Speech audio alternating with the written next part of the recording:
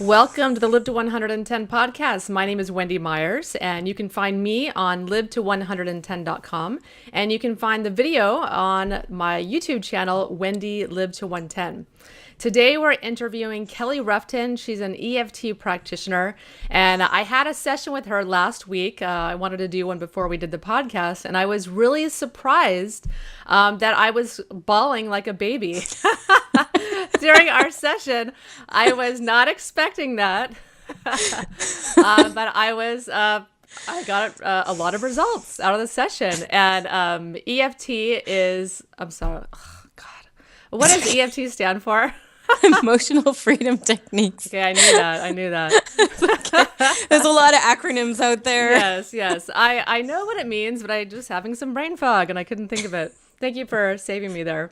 So we're going to be talking about EFT and how you do it and how simple it can be and how incredibly effective it is at helping you to release emotional traumas and negative energy, so to speak, that is draining your body, promoting adrenal fatigue, and promoting disease in your body. I think it's a wonderful technique, and I wanted to share it today with the listeners. But first, we have to do the disclaimer. Please keep in mind that this program is not intended to diagnose or treat any disease or health condition and is not a substitute for professional medical advice. The Live to 110 podcast is solely informational in nature, so please consult your healthcare practitioner before engaging in any treatment that we suggest today on the show. I'm really excited. I have my Body Bio Rehab online health program that is going to be launching April 1st. Go to bodybiorehab.com and sign up. You'll get information as soon as it launches. It's an online health program that addresses the 5 pillars of health: diet, supplementation, exercise, stress, and sleep. Of course, detoxification, of course, my favorite subject. So definitely sign up for that and learn more when it debuts April 1st. Our guest today is Kelly Roughton. Kelly Roughton is a life coach, a National Guild of Hypnotists certified hypnotist, and an Association for the Advancement of Meridian Energy Techniques certified level 2 EFT practitioner. She offers private coaching sessions in both English and French. She lives in Canada.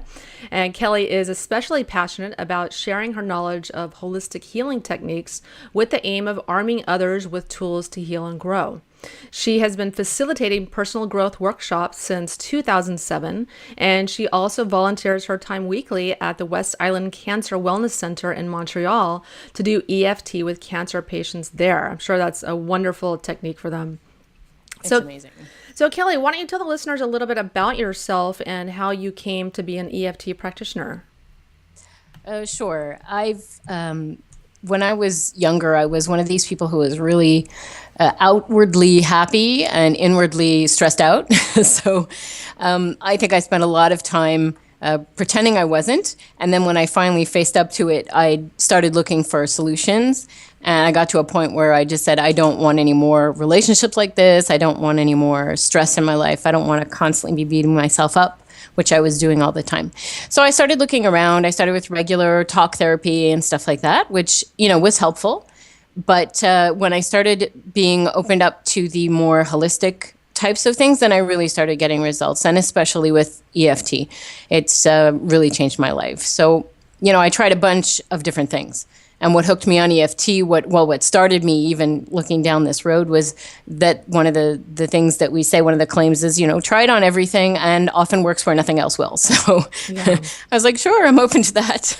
Yeah, I've had so many other health practitioners tell me to do EFT and that they recommend it to all of their clients. And these are people very scientifically oriented, medical doctors and other kind of health practitioners that, really stand by it and back it and tell their clients to do it.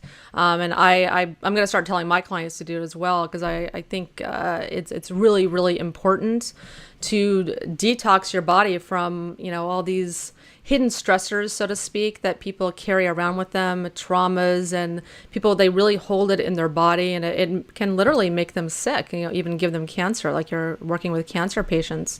Mm-hmm. So why don't you tell the listeners a little bit exactly about what EFT is? EFT, as we said, is for emotional freedom techniques. And we often just call it tapping, because what we do is we tap with the ends of our fingers on a few acupressure points on the head and upper body. So it's very, very commonly referred to as tapping. And it's by some mechanism, I won't go into the details, it releases those emotions in the body. Yeah. Very surprisingly, because you look a little crazy, but it really has an amazing effect. You can feel either physical stressors that release, or feel physical sensations in the body, or emotions that have come up. You can feel them go down. Like if you start off at a 10, you can go down easily to an 8, then a 7, then a 6, and just keep going down until you feel released. Yeah, I was surprised when we were going through some, some issues that I was having, and I was surprised at the level of depth that we went to, and how you really tap into things that I felt weren't really bothering me. And then we really dug a little bit deeper, and I just started bawling like the whole session. I was like crying for an hour, and I felt really good afterwards, after that release of emotion, freedom of emotion. And my question for you then would be, if you go back to the memory that we worked on without even telling me about it, just if you think about it now, do you still feel the level of emotion that you felt when we were working on it? I have to say, I don't think that I do. I'm sure it'll take a few more sessions to, work there's on all other kinds events. Yeah. As we work one event at a time, one specific issue. It's not even an issue. It really is a memory, specific event at a time. And as we clear them out, amazing things happen. So yeah, I really have to say, we were talking about my father, maybe some issues I had with my father, daddy issues, and I do feel like this one, painful memory for me reduced quite a bit. As you kind of continue tapping, I like how you talk about the memory, and you kind of diffuse the emotions you have attached to it. It works in a very strange way. We see it like an onion. Like every single memory has a certain number of layers. We don't know how many layers there are in it. And sometimes the more traumatic it is, the more layers there are, but sometimes not. Surprisingly, there may be just a few and we can release them very quickly. But some of them go, have many, many layers. And we just peel one layer off at a time. And with you, as with it happens with some people, when you peel off the first layer, which is I call kind of the covering blanket layer, it's keeping you kind of safe from it. If you rip off that blanket layer by doing just one session, all of a sudden, poof, all the emotion comes to the top. And these are what I would call the rotten layers. So just keep tapping, keep peeling those layers away until you get to something that feels more comfortable. Yeah. Yeah. And I keep meaning to just do it on my own, because I know you can just do it on your own as well. When I'm doing my sauna, tonight when I do my infrared sauna session, I'm going to do a little tapping on myself and beat my head up, my face up. So why don't we tell the listeners a little bit about, why one does the affirmations while they're tapping? We don't really call them affirmations. Okay. Because what EFT often does, especially classic EFT, there are other versions, I won't go into those, but classic EFT, which is what we mostly see on the internet, really concentrates on the problem, on what's going wrong. We do have what we call a setup, which is where we take the problem and we kind of encase it in the part that would be called the affirmation. I think maybe even Nick Ortner may call it the affirmation in his book, The Tapping Solution, but normally it's just called the setup phrase, where we choose specifically the words we're going to use to describe the problem, and the words always come from the client, and we're very specific. The more specific we are, the better it works. And at the very end of that phrase, there's always like a self-affirming, a self-acceptance part of the phrase. And the reason for that is to say that, yes, we have a problem, but we are not only our problem. It's to give it a more holistic feeling. It's a holistic technique. And so that's pretty much the reasons for using the affirmation. To say, yes, I have a problem, but I accept myself anyway. And there are other parts of me that are fine. Yeah, I really, really like that you kind of go, like for instance, I had a very specific event, a specific interaction I had with my father that was painful for me. And so we kind of like talk that out while we're tapping, kind of releasing it. And then you say, I accept myself anyways. I accept myself even because I felt this way or experienced this. And it was really beautiful, so to speak. And it's easy to change those words as well, to just say, and very often we have the phrase, oh, I deeply and completely accept myself, but we can change that to anything that feels comfortable. I'm working on forgiving myself. Or that's just what I feel right now. We can be as simple as that. That's just where I am right now. Yeah. And it's kind of saying, this is it. Or that was yesterday. I'm dealing with this now. That was then, this is now. Yeah, I like that too. I like that too. Yeah. Bring yourself into the present. Mm-hmm. And so why would you recommend that someone do EFT? It's like for the many different reasons that someone should do it. Everyone should do it all the time. and the reasons are multiple. It's so wide-ranging in what it can do, in the difficulties that it can help with. As I said earlier, one of the slogans is try it on everything. And some people actually use it on their broken computers and their broken cars, but we won't go that far. But it's really fast. So you can apply it within a few seconds to see if it's going to work.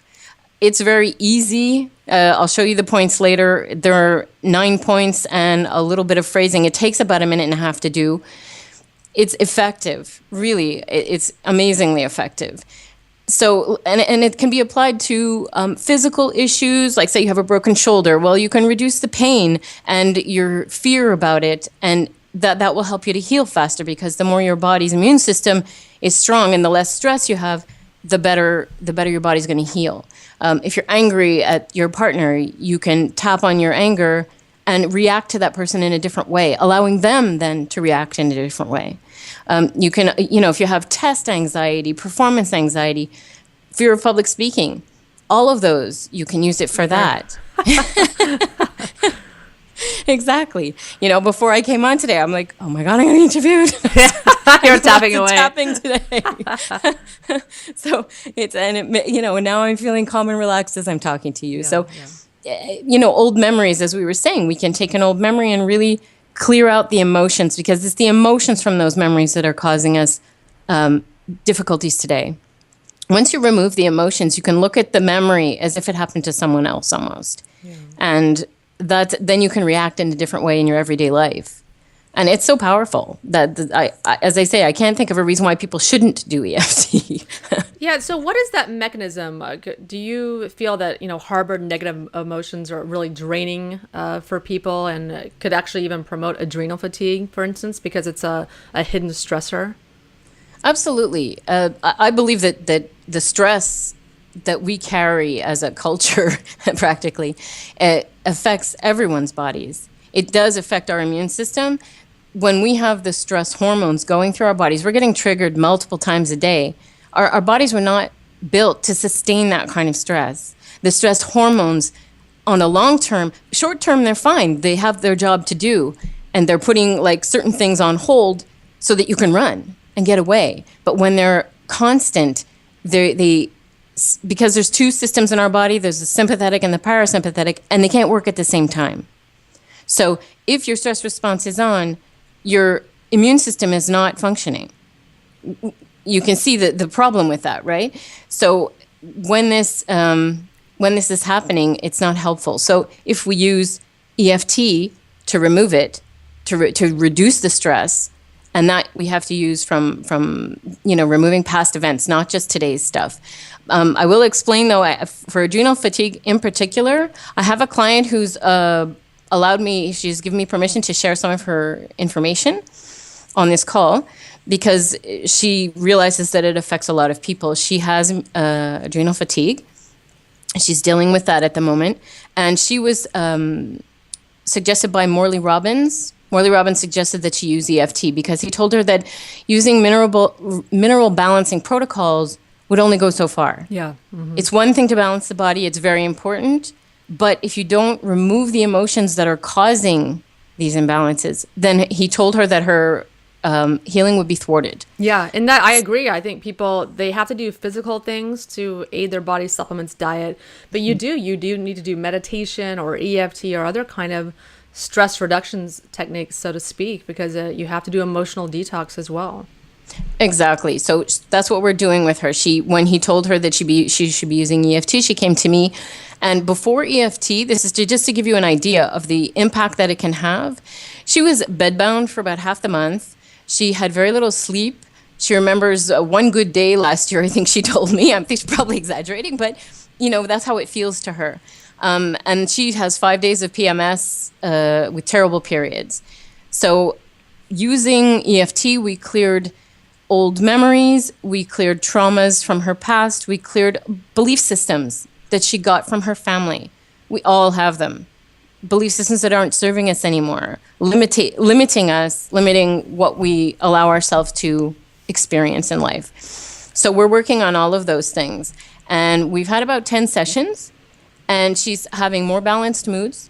She's having many good days in a row now. She has much more energy and vitality. She has better sleep and much improved menstrual cycle. In fact, we were very, very surprised that we did one specific session on the menstrual cycle itself. And the next menstrual cycle, she was in my office on the day her period started, telling me that she hadn't had for the 5 days of PMS that she usually has. We were both like, really? That's a miracle. I was surprised at the results. I love EFT, and I'm still like, wow, flabbergasted sometimes. Yeah. Now, that was just 1 month, so I want to test it over a few more months. But we were really impressed. Yeah. Yeah. But she is also using meditation, as you mentioned. Yeah, I was also surprised when we had our session. You were talking about, that there are some instances where you want a professional present because you can start, especially if you've had sexual trauma or other, very traumatic events happen to you, that you can, you need to be with someone who's trained. So you don't want to be by yourself, so to speak, when you're releasing certain events. Absolutely. EFT is an amazing technique. However, it has because I explained the onion. Sometimes when you peel back the onion, there's a rotten layer underneath or a few rotten layers. And it's really important when you know that you have trauma. If you don't know, well, you can't know until you find out. But if you're aware that you have unresolved emotional trauma that you haven't dealt with, trauma that, from childhood usually, and sometimes we don't even know how to measure our own trauma. It's been so great. But, if you had an abusive childhood or things like that, it's really important to work with someone else. One of the reasons is simply for the person to hold the space for you, for the person to run the session, because we can do amazing things with ourselves just on our own. But when you uncover a trauma capsule, it's really important that someone be there for you. Just to know that it helps with trust for yourself, learning to trust other human beings. There's a lot of stuff we can do by ourselves. But when we get into that kind of thing, it's much better. It's really important to work with someone else. Yeah, I think it's good to confide in another person as well if you have issues like that. If you're, because you're your life coach, you almost serve as a therapist, so to speak, when people are talking about all of their issues and whatnot. When I feel something is above me, I definitely refer out. Okay, yeah. Uh-huh. And I make sure that people, any physical issues, they must go see a doctor first. Don't mess with your physical health. You like adrenal fatigue, make sure that you're seeing your doctor. But at the same time, and do EFT. Yeah. It's a wonderful or some compliment. Emotional. Yeah, I think it's a wonderful complement to any kind of healing modality that you're trying to use, any kind of health issue that you're trying to accomplish. So I've had therapy for years. I had in the past. I went to a lot of talk therapy myself, and it seems that it takes a long time with talk therapy to release traumas. So can you maybe discuss some of the differences, like how EFT can help you to release traumas and emotional blockages, etc.? Absolutely. I'm not a therapist. I just want that to be clear. I really am a life coach, so I don't have training in that. However, having done some talk therapy myself, been the recipient of, I find talk therapy is amazing for digging stuff up, for finding out what it is we need to work on, but not always 100% able to clear. In fact, one of my own therapists is the first person who sent me out to get massage, to do EFT, to do other things, because she said, we don't like to admit it, but we can't always resolve everything. It doesn't have all the answers. So, again, adding these different things too is great. So the reason for trauma, I think from what I've read, and again, I'm not a scientist or anything like that, but I've been reading quite a few books on it because I'm fascinated by the fact that EFT does work where my own talk therapy did not. Yeah. It really did remove those things. So I'm trying to figure out why. And I've been reading a couple of books. One thing that I heard about trauma that might explain things is that when we have a traumatic event, say it's like, I always think of it as kind of a piece of paper that comes in, like, here's this report of what happened. The first part of our brain to react is the limbic system. It's the inside lizard brain that's just acting, reacting. It's the amygdala and the hippocampus. They're on. And they check before any of your cognitive functions can come online, they're on the job. Because that's their job. That's what they're there for, to make sure we stay safe. So as we live through an event, and a traumatic event is different from a regular event. A regular event comes in, it's a piece of paper, it comes in, it gets a little, this event happened, okay, bing, gets a little timestamp. And then you can file it away. Even if there's some emotion to it, it's okay, you can kind of process it and then file it away. With traumatic events, what happens is the paper comes in, and then it's like the clerk running screaming from the room. So, or he's not even in the room. He can't be in the room. So the hippocampus goes offline, and there's no date and time stamp on that piece of paper. So you can never file it away because you don't know where it goes. Your brain is constantly running it in the background. Yeah. Not your conscious mind, but your subconscious. It's always looking for where I can file this away, looking for a way to file it, and it can't. So it starts getting, I feel like it has like a paper clip on it. And okay, on this piece of paper, there was a growling dog and there was a woman wearing a red outfit. And so next time I see either a growling dog or a woman wearing a red outfit, my little paper clip is hooking onto that piece because it has a date timestamp. Anyway, it's a little confusing, but it's you can't file it away. And the reason you can't file it away is because we don't have language. We need our bodies. We need to go through our bodies to reintegrate this information. I'm reading this book called The Body Keeps the Score by Dr. Bessel van der Kolk. I've sent you the information if you want to share it with your listeners. And it's an amazing book. It talks all about trauma. And the very last section is how to help yourself, and for clinicians to help people to help themselves integrate traumatic events. And a lot of it is different body things, like there's yoga. He talks about yoga. He talks about EMDR. He does talk in his book about EFT, but he doesn't have a chapter for it.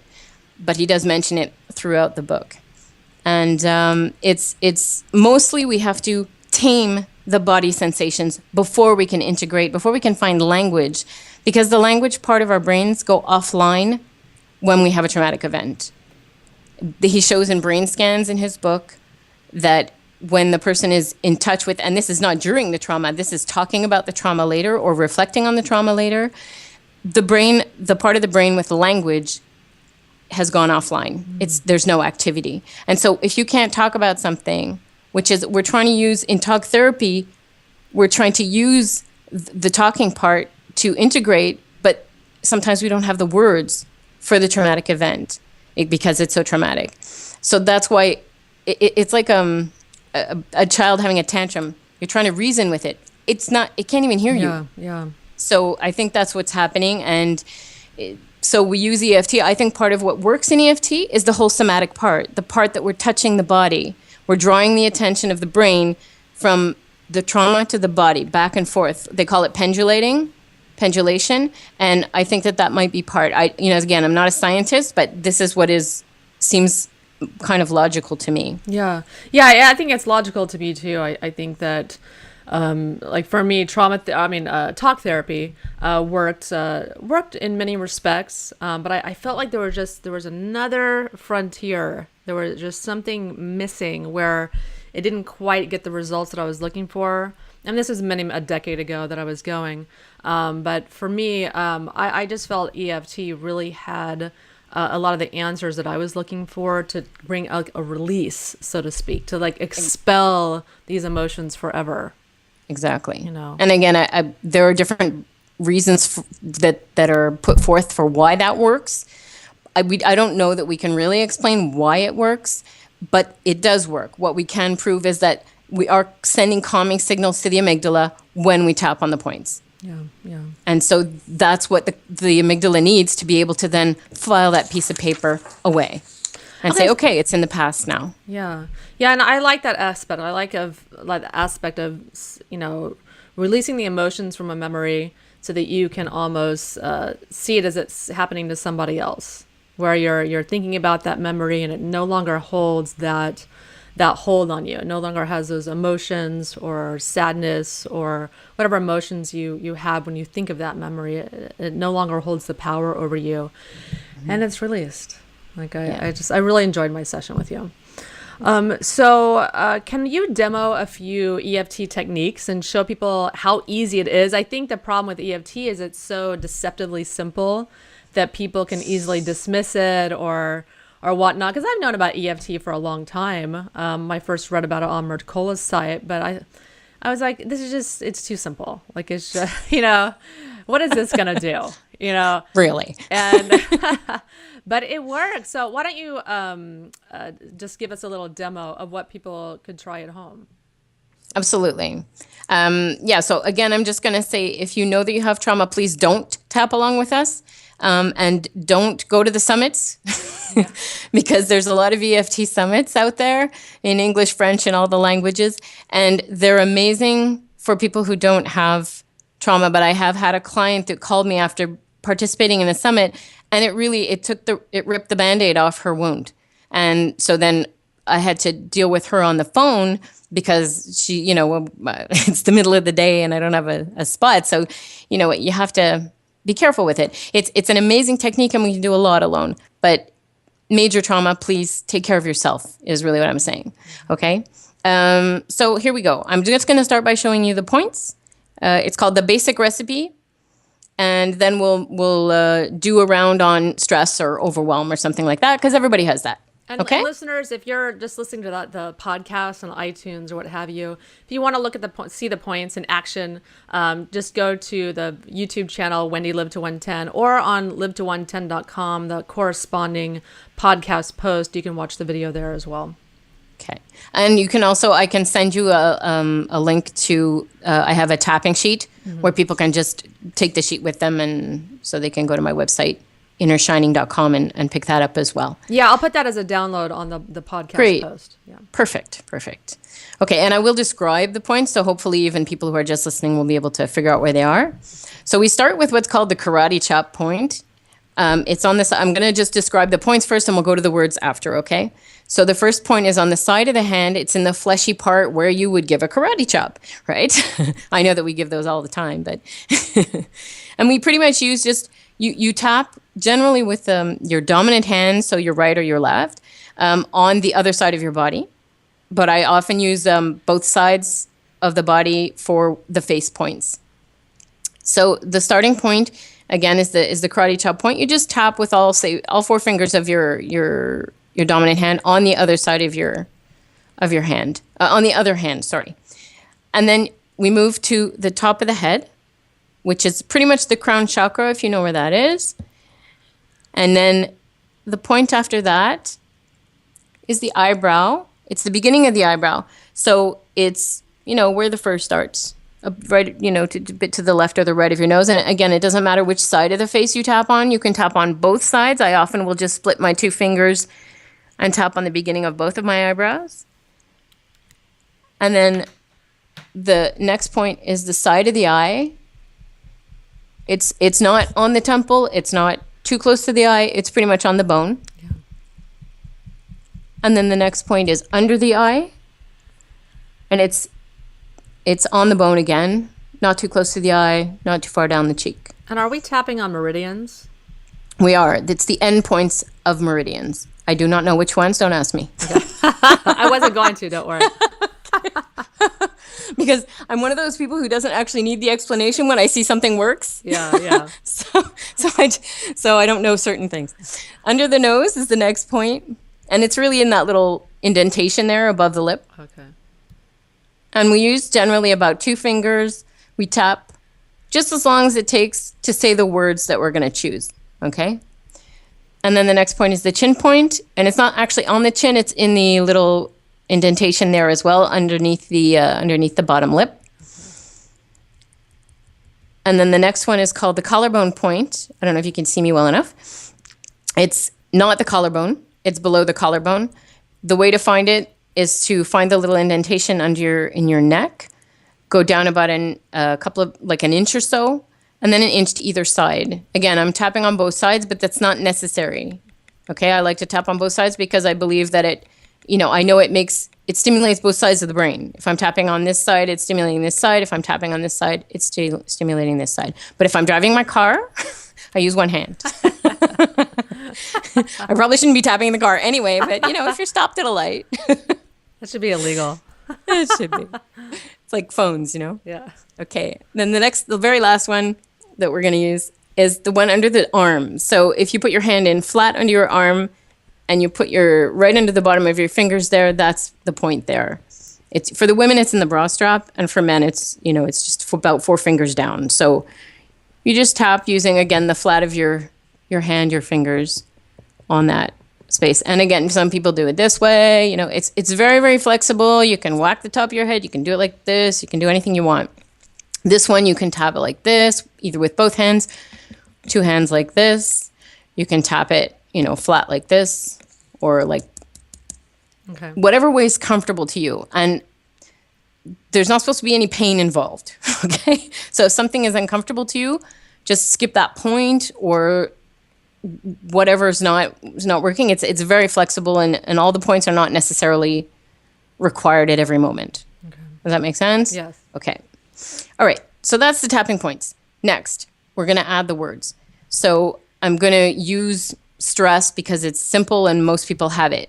But I'm going to start first by asking everyone to just take a few seconds to tune into their stress, to think of, not necessarily a specific event, but if you can, that would be even better. But if it's just general stress, where do you feel it in your body? If it had a color, what color would it be? And what level, from 0 being no stress whatsoever to 10 being the highest stress possible, where are you on that scale? So just think about that and note it, in your brain, so that once we do the round, you'll be able to see what kind of effect it had on you. And again, if we're doing something super global here, an EFT works best when we're being specific. So we'd be aiming it normally at a specific stressor. My spouse yelled at me this morning, or my boss looked, made a face at me, or whatever's bothering you. Or I have financial stress. I looked at my bank account and it's terrifying me. Something like that. But we're going to keep it real global because we're going to cover everybody. Okay. So we're going to tap on the side of the hand. And I'm going to use the words. Repeat after me. Even though I'm feeling stressed. I'm feeling stressed. And I feel it in my body. And I feel it in my body between my shoulder blades. And it's whatever color you said it was going to be. And I deeply and completely accept myself. And I deeply and completely accept myself. Top of the head. This stress in my body. This stress in my body. Eyebrow point. This stress in my body. This stress in my body. Side of the eye. Name the color. That's red. This red stress under the eye. This stress in my shoulder blades. Is that where you said you had yours? Yeah, this stress in my shoulder blades. Under the nose. And what level was it? About a 7. This level 7 stress. This level 7 stress. Chin point. This stress. This stress. Collarbone. This stress. This stress. Under the arm. This stress in my body. This stress in my body. And then take a deep breath.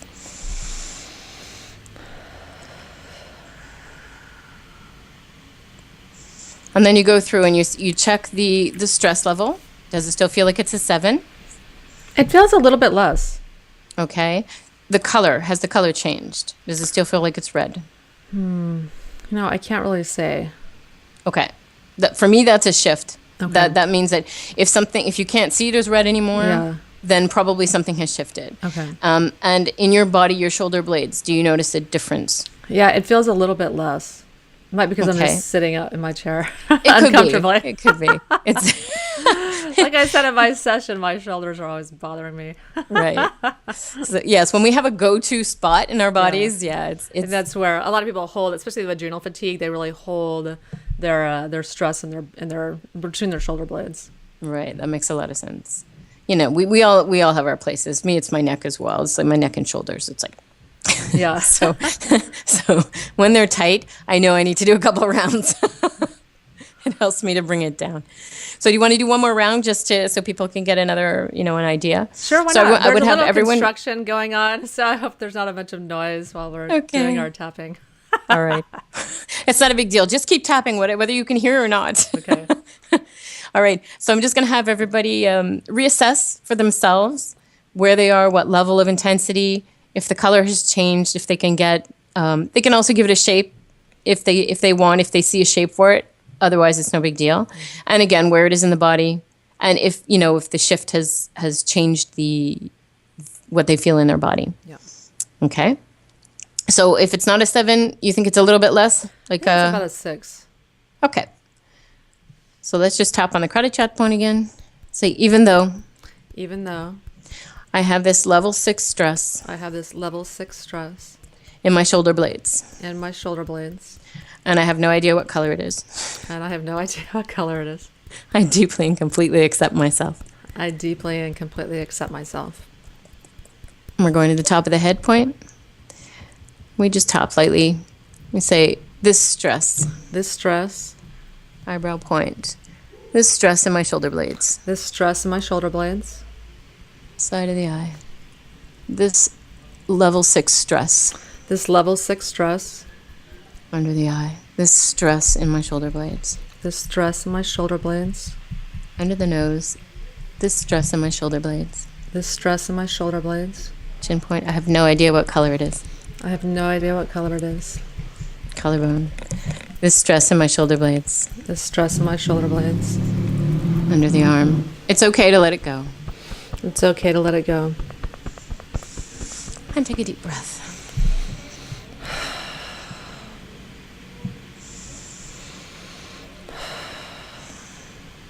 And I would also suggest that people take a little sip of water.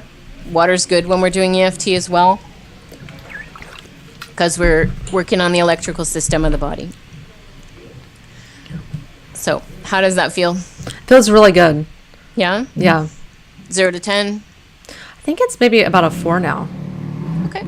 Yeah. Yeah. I definitely feel, I don't know. Just something about you is very relaxing. I don't know what it is, but It's not me, it's EFT. luckily I did not start bawling like I did in our session. Yeah. Totally normal. Yeah. Is everyone crying during the session? No, but the emotions do come up. And some people are much more, they're more resistant to releasing it as well. I'm going to say I like it when people cry because it means it's coming up and then we're able to release it right away. When we're holding on to it, when we're resisting, it's more difficult. Yeah. Yeah. But usually the resistance is it's a safety mechanism. So we have to, we have to appreciate that and we have to honor the body for doing that. Yeah. Or the mind or whatever part is doing it. So, it just takes a little bit longer. As soon as when it comes up to the surface, finally, then we're getting somewhere. Then we can just remove it, right? Yeah, well, I just slid right in there. I just started within 5 minutes of bawling. I've had so much talk therapy in the past because I used to work on myself, mentally a lot. Now I'm more into the physical part, but now getting back into the mental stuff. I'd had so they much. go hand in hand. It's true. You need to have both. Yeah, you do. Mm-hmm. And I did so much talk therapy in the past, and I was just, ready to cry the minute I start talking about a problem or something. I'm the same. I'm very conditioned to cry easily in front of people. Me too. Yeah, so this is a really important question. Can EFT help with food cravings? It's absolutely the most important. That's what people I think really want to know. Yes, it absolutely can if you actually apply it in that moment. Now, how many times? I mean, we have other things that we can do. I'm sure you've learned other things over all the time. They've been working on yourself, but how often do you actually apply them, right? But We can. They absolutely can. If you actually stop yourself, you notice you're going, reaching for that Ben and Jerry's ice cream or the cookie or whatever it is that's your, the chips. The chips. Exactly. You just notice what you're feeling, that craving itself. Maybe you can feel where it is in your body, and you just start tapping on, even though I have this craving. However, again, a bit of a caveat, when we work just on the cravings, it's kind of like only doing the body instead of the mind, or only doing the mind instead of the body. You're only dealing with half the problem. The craving is in the moment, but what's causing the craving to begin with? It's really probably not your body. Most likely it's your subconscious mind, which has a program running that's trying to keep you safe from an emotion that you're not, looking to feel. There's something you're trying to avoid. So with EFT, we always treat cravings of any kind, be it for food, for drugs, for alcohol, for shopping, sex, whatever. It's always treated on 2 levels. On the craving level, that's a great place to start, because in the moment you can stop yourself from doing what you don't want to do, what you feel is not good for you. But the most important part is getting the underlying emotion and what's causing those emotions. What memories are causing those emotions? What beliefs about yourself are causing those emotions? And working on that underlying stuff. And once you've removed the underlying emotion that's disturbing to you, then the craving doesn't come up anymore, because it has no reason to exist, right? When you've cleared the negative emotions that are kind of driving you to face stuff or do whatever you do. Yeah. Does that make sense? Yeah, absolutely. Absolutely. Mm-hmm. Yeah. And so is there anything else that you wanted to tell the listeners about EFT?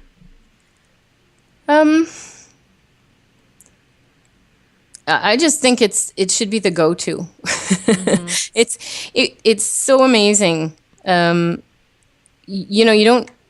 What I find about EFT, from my own experience of EFT, was when I started using it, I had a mountain of stuff to work on. I'd done some talk therapy, I'd done massage, I'd done a bunch of different things to help myself, but I still had this, 40 some odd years of painful experiences that hadn't really been dealt with, or had only lightly been dealt with. Most of it had just been shoved aside, and I've learned to cope or deal with, or when I found, when I would remember it, I would push it aside. So I started tapping on this mountain of stuff. And as I tapped, I realized that EFT was kind of the opposite of a drug. With drugs, you need to take them more and more. The more you use, the more you need, because you have a tolerance. EFT is the opposite, because it removes the junk. It brings the mountain down to something reasonable. So once you've dealt with your biggest issues and you've gotten rid of the major reactions to those issues, to those memories, to those actions and reactions of people around you, once you've released that, then you still get triggered. Life is like that. It brings us stuff. But whereas before I was getting, I could have done 20 times a day every day, now it's a couple times a week that I'll find, feeling upset about that. I think I'll tap on it. And it's not, oh my God, I'm feeling upset about that. There's levels of emotion that I don't react. I don't get that high anymore. I just don't get that to that level of intensity on any emotion anymore. Negative emotion, obviously. And so I think that alone is reason to do it, It's because it does. It reduces all those cravings that we have for other things. And the more we apply it, the more it made me more present. More of a present moment person. I used to be very hamster in the head and what if and that person said this, like in the past, remembering what people said about me or thinking the look they gave me, what did that mean? Now I'm just in the moment. What's my interaction with this person? What is happening with them? It's a very, it really grounded me as a human being, I think. And I can't say much more than that. Yeah, and I think it's really incredibly important for people to get control of that monkey mind, so to speak, because what you do in yoga and meditation, EFT, etc. You got to like reel that in, because that constant negative chatter inside your head, it's so draining. And I think people create stressors. It's not even there. People are creating it in their head. by that constant negative talk. What if this happens? What if that happens? This happened in the past, or that person looked at me weird, did they don't like me, or all this stuff going on. You have to find a way to get rid of that garbage, because it's just pulling you down and it's making you sick. It really is. I think it's Byron Katie who says something like, if you don't have a past, you can't project a future. So if you clear up all the emotions from your past, then they're like pictures on the wall, and they no longer affect you that way. So you cannot project that someone's going to be mean to you if you no longer remember that someone was mean to you in the past. Yeah. You're open to positive things coming into your life that you weren't before. Yeah. Yeah. I was a secretary before I did this stuff. It's just, it had such an effect on me. It changed my life in so many ways that I had to teach it. And I had to work with people and show them how amazing it can be. Yeah. Well, Kelly, thank you so much for coming on the show. I think that was really, really informative, and I definitely highly recommend Kelly to employ her professionally to walk you through EFT and to teach you more about it. I was very impressed, and I'm going to continue to do sessions with her. So I definitely encourage any of you guys out there that are kind of feel like you have a little bit more work to do emotionally, or you feel like you have some emotional trauma or any kind of mental health issues that you feel like you need to work on, I highly recommend her. Thank you so much. Thank you for having me, and it's been fun. You're very welcome. You're not off the hook yet. So I have one question that I like to ask all of my guests. What do you think is the most pressing health issue in the world today? I would say I guess negative stress, because, or, you can also call it anxiety, because really what is negative stress, but it's a fear of XYZ happening, right? And because that has such an effect on the body, and when the stress response is going over and over and over and over again, that it is impeding our immune system from doing its job. That's what's causing so many of the illnesses, or it's at least an underlying, it's an element of, there are other things. Obviously, there's all kinds of pollution and stuff like that. But for me, I really believe the body is super, super resilient. But if our emotions are stopping the immune system from doing its job, then you can't fight off anything. Yeah. Right. So to me, it is the negative stress, the anxiety, the traumas, the unresolved traumas, because our society is so, so, so bad at looking inside. We're so outside in worldview and don't I have a nice car and a nice house. And so we really don't value self-reflection and self-healing. Yeah, I agree. I think people spend a lot of time and energy covering up their stressors, or they're trying to put a Band-Aid on their emotions, whether they're drinking or they're smoking marijuana or they're drinking coffee all day long. They're trying to change their state, change the way that they feel, just to try to run from the emotions. There's no running. You can't hide from yourself. I know people that travel nonstop. They're always looking for the next adventure or whatever it is they're doing. You can never escape yourself. You have to deal with yourself. And I think EFT is a great way to do that. And the problem too with that, I understand why people don't look inside, because until recently, I would say, as we were saying about talk therapy, it doesn't always have the solution. So you go digging stuff up and then you're stuck with it. So now it's like, as you said, it comes to the surface. So there you are bawling, and you don't necessarily have the way to remove it. But now with EFT, and EFT is not the only one. I love EFT. It's my personal favorite, but there are many others. So do your research. There's lots and lots of healing modalities that can help you. There's so many things that can release emotion that are not, but they're not inside the box. You might have to look outside the box. Yeah. Because we're looking for the instant too, right? We want the pill. I don't want to have to work at it. I don't want to have to take any time about it. I want it to be over in 5 seconds. So I want to take a pill and it'll be done. But that's not real healing, in my opinion. And I think EFT is really efficient as well. I think it can very quickly get rid of emotions. In Absolutely. A way that, years and years of talk therapy can't compare. And there is a place for that, for sure. Talk therapy, absolutely. All of it. But I think EFT is extremely efficient. And it gets the job done. Yeah. We like that. Yes. I'm very impatient. So that's what I love about EFT. It's like, tap, tap, tap, and it's done. Well, It should be the go-to. Yeah. Well, why don't you tell the listeners a little bit, where they can find you and how they can work with you? My website is innershining.com, INNERSHINING.com. Very simply, go through my website. All my contact information is there. You can call me, you can email, there's even a form on the website. I like to work with pretty much everybody. It's you can work through Skype because, as you can see, the points are very simple. If I can hear you, we can do a session. Yeah. It's as simple as that. Skype is great. So no matter where you live in the world, you have access to me. Yeah, love the internet, bringing everybody together, It's the whole fantastic. world together to heal. Absolutely wonderful. Well, Kelly, again, thank you so much for coming on the show. I really, really appreciate it. Thank you so much. And listeners, if you want to learn all about detoxification and how to eat really healthy, the modern paleo diet, and how to heal your health conditions naturally, go to live-to110.com. And thank you so much for listening. I so appreciate it if you take 2 minutes to leave me a review on iTunes. So that helps people to find me when they're searching for health or nutrition or what have you. And again, thank you so much for listening to the Live to 110 podcast. So why don't you tell the listeners a little bit about yourself and how you began balancing neurotransmitters? Well, I've been a healthcare practitioner for close to 38 years now.